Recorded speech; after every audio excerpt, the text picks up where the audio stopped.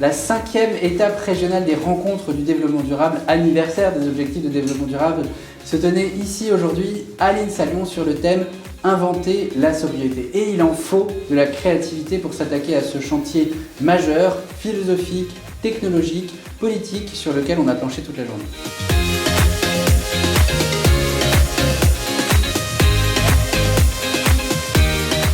Aujourd'hui, un certain nombre d'acteurs sont vraiment dans cette optique de la sobriété, mais ce qui pour moi est essentiel, c'est d'avoir une définition, une même définition, pour que les acteurs puissent s'y retrouver. C'est bien pour ça qu'il faut se reposer sur la science, sur la physique, sur la biologie, qu'il faut intégrer toutes ces notions dans l'économie. La prise de conscience est faite.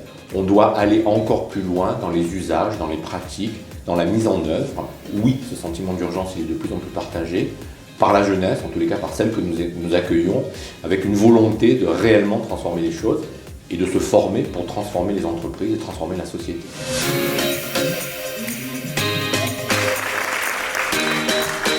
Pour pouvoir mobiliser l'ensemble des acteurs qui travaillent sur ces sujets, qui réfléchissent sur ces sujets, je dirais qu'il y a un préalable qui est celui de s'écouter et qui est l'exercice le plus difficile en réalité, puisque nous sommes dans un univers aujourd'hui parfois anxiogène. On voit tout ce qui se passe aux portes de l'Europe, de l'Union européenne en tout cas, et il est fondamental que nous prenions tous conscience que nous sommes sur le même bateau.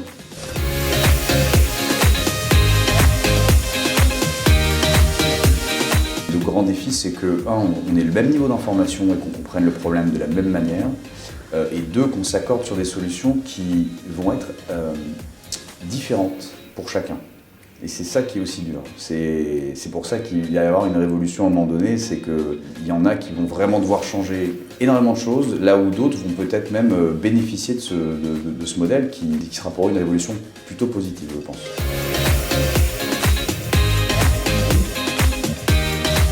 Il faut prendre en considération la sobriété en fonction des situations concrètes, locales, territoriales, et bien différencier la position du Nord et du Sud de celui qui a les moyens, de celui qui n'a pas les moyens. Ça, c'est important, sinon la sobriété apparaîtra une nouvelle fois comme une manière, au fond, au contraire, de conforter le modèle dominant, qui est un modèle où les inégalités sont aujourd'hui en croissance.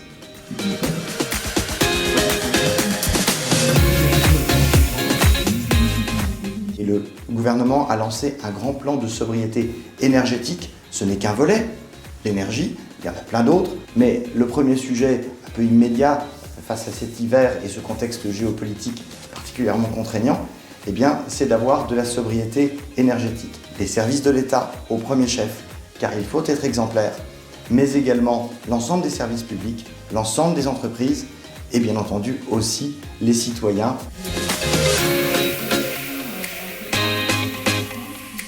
La sobriété, c'est un mode de vie dans lequel on ne prend pas plus à la nature que ce qu'on peut rendre à la nature. C'est, à mes yeux et en tant que juriste, la manière dont on inscrive dans les fondements de notre société le fait de respecter le vivant, de donner des droits aux non-humains, afin de justement pouvoir protéger les droits humains à l'avenir également.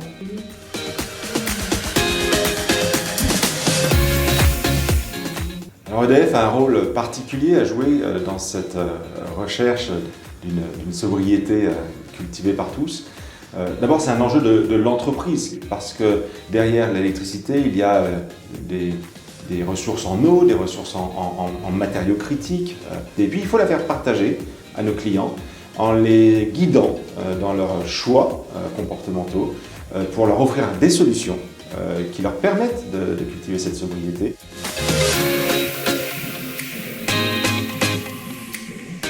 Créer des nouvelles capacités de production d'électricité, ça va prendre une dizaine d'années, probablement un peu plus. Et donc c'est une transformation profonde de nos usages, de nos pratiques, et puis transformation aussi de nos tissus industriels, parce que pour produire de l'hydrogène, il faut créer des filières, il faut créer des compétences, il faut créer des technologies qu'on n'a pas encore aujourd'hui, ou pas, en tout cas pas à la grande échelle.